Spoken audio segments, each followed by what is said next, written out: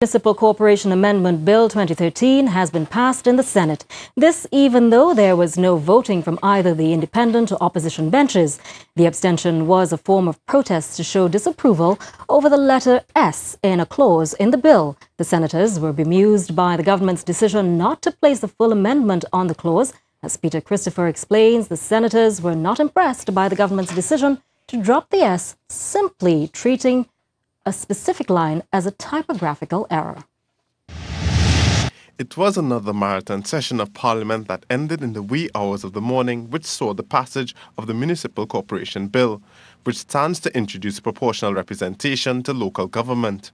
The debate was stretched mainly by concerns raised by opposition and independent senators about phrasings of the bill, with Independent Senator Dr. Danisar Mahabir calling for an adjustment in the formula guiding the proportional representation in electing aldermen. He argued that the bill, as it currently stood, did not actually reflect proper proportional representation. But the government senators faced even harsher criticism as they moved to vote on Clause 3. I express my gratitude to my colleague, Senior Counsel Senator Prescott, for pointing out the typographical error in the use of the letter S in 3A, which will be deleted as a typo, and that will solve our problem.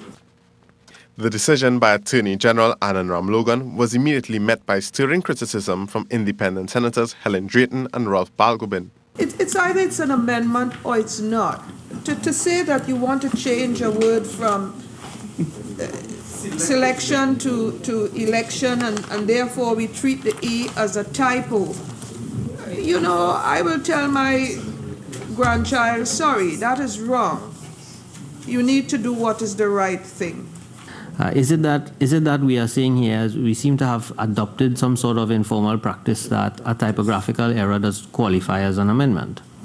While the opposition bench distanced itself from the move. I just want to put on record the PNM's total abhorrence that this Senate is going to use flim and flam to give the government a piece of legislation by pretending to the public, who we have taken an oath to uphold the Constitution, to foist on them a piece of legislation that says it's a typographical error when we know in fact it is not.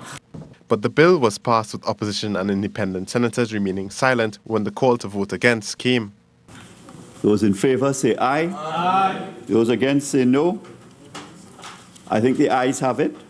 The Senate was adjourned to Friday, September 20th. Peter Christopher, C News.